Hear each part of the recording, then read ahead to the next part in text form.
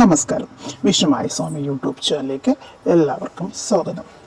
നമ്മൾ വിഷുവൊക്കെ വരാറായില്ലേ? അപ്പോൾ വിഷു ദിവസം നമ്മളെല്ലാവരും പുലർച്ചെ ഉണ്ണിക്കണ്ണനെയൊക്കെ കണ്ട് എല്ലാവർക്കും കൈനീട്ടമൊക്കെ കിട്ടും. എല്ലാവരും ഭഗവാനോട് ഈ വർഷം അല്ലെങ്കിൽ പുതുവർഷം സന്തോഷകരമായിരിക്കാനും എല്ലാം ആഗ്രഹിച്ചെല്ലാം നടക്കാൻ വേണ്ടി എല്ലാവരുടെയും പ്രാർത്ഥന.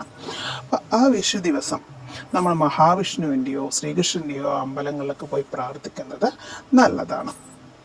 അതുപോലെ ഈ ക്ഷേത്രങ്ങളിലൊക്കെ വഴിപാടുകൾ ചെയ്താൽ ആ വിഷു ദിവസം വഴിപാട് ചെയ്യുന്നത് ഇരട്ടി ഫലം നൽകുമെന്നാണ് വിശ്വാസം.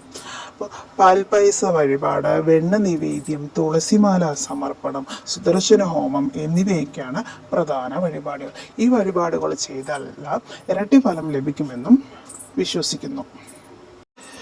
വിഷു ദിവസം ഭഗവാന് പാൽപ്പായസം വഴിപാട് നടത്തുന്നവർക്ക് ധനധാന്യവർദ്ധനവും ആഗ്രഹ സാഫല്യത്തിനും പാൽപ്പായസം വഴിപാട് നടത്തുന്നത് ഉത്തമമായി കാണുന്നു. അതുപോലെ വെണ്ണ നിവേദ്യം കുട്ടികളുടെ ബുദ്ധിവികാസത്തിനും വിദ്യാലാഭത്തിനും വെണ്ണ നിവേദ്യം നേദിക്കുന്നത് നല്ലതായി കാണുന്നു.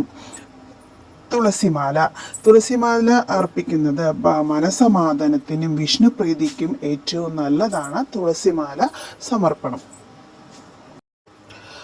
അടുത്തത് സുദർശന ഹോമം നടത്തുന്നതുകൊണ്ട് രോഗശാന്തിക്കും ശത്രുദോഷ നിവാരണത്തിനും നല്ലതായി കാണുന്നു.